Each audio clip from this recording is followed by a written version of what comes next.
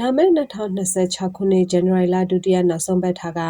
ရွေးကောက်ပွဲကိုကျင်းပပေးသွားမှာဖြစ်တယ်လို့NASA ကအကြီးအကဲတွေကဒီကနေ့မှထပ်မံပြောဆိုကကြေညာပေးလာပါတယ်။ဒီသတင်းကြောင်းရလေးကိုမတင်ဆက်ခင်မှာနေจิตမီဒီယာကို Subscribe နဲ့ Like လေးလုပ်ပေးဖို့မေတ္တာရက်ခံပါရစေ။နိုင်ငံတော်ရဲ့အာဏာကိုတမတော်အစိုးရက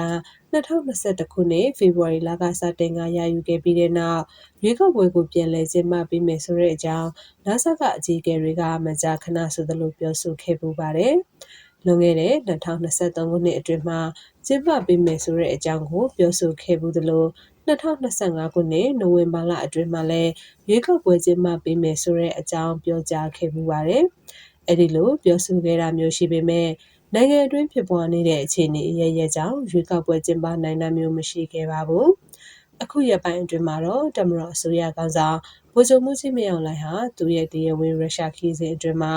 ရွေးကောက်ပွဲကျင်းပပေးမယ့်အချိန်ကာလကိုတရားဝင်ထုတ်ပြောလာပါတယ်။ပါတီစုံဒီမိုကရေစီအထွေထွေရွေးကောက်ပွဲကိုယခု2025ခုနှစ်ဒီဇင်ဘာလဒါမှမဟုတ်2026ခုနှစ်ဇန်နဝါရီလထဲမှာကျင်းပပေးသွားမယ်လို့ပြောဆိုလာတာဖြစ်ပါတယ်။အလားတူပါပဲ NASA ကပြောဆိုခွင့်ရဗိုလ်ချုပ်စောမင်းထွန်းကလည်းဒီကနေ့မှ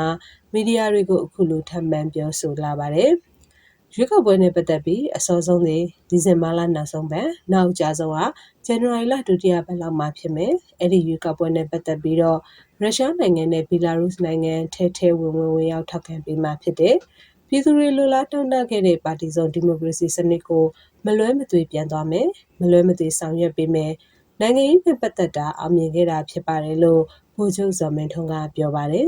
ဗိုလ်ချုပ်စောမင်းထွန်းကရွေးကောက်ပွဲအပါအဝင်နိုင်ငံစီးပွားရေးကိစ္စတွေကိုအခုလိုပြောဆိုထားတာပဲဖြစ်ပါတယ်နိုင်ငံအတွက်ဘာအကျိုးမြတ်ရှိခဲ့လဲဒါပဲပြောချင်တယ်ပေါ့နိုင်ငံအတွက်အကျိုးမြတ်ဘာရှိခဲ့လဲဆိုတာကဏ္ဍ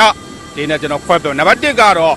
နိုင်ငံရေးစီးပွားရေးလူမှုရေးပေါ့နော်ဒီကဏ္ဍ3ရပ်နဲ့ခွဲပြောပြီးမယ်နိုင်ငံရေး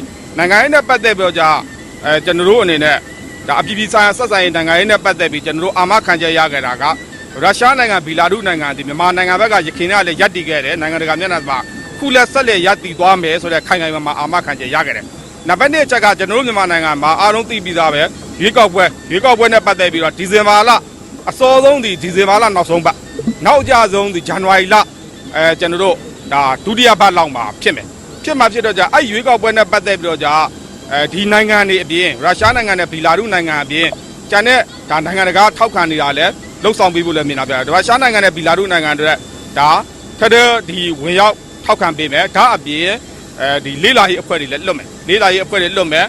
ဒီလေးလာစောင့်ကြည့်ရေးအဖွဲ့တွေလည်းလွတ်မယ်ဆိုတော့ဒါ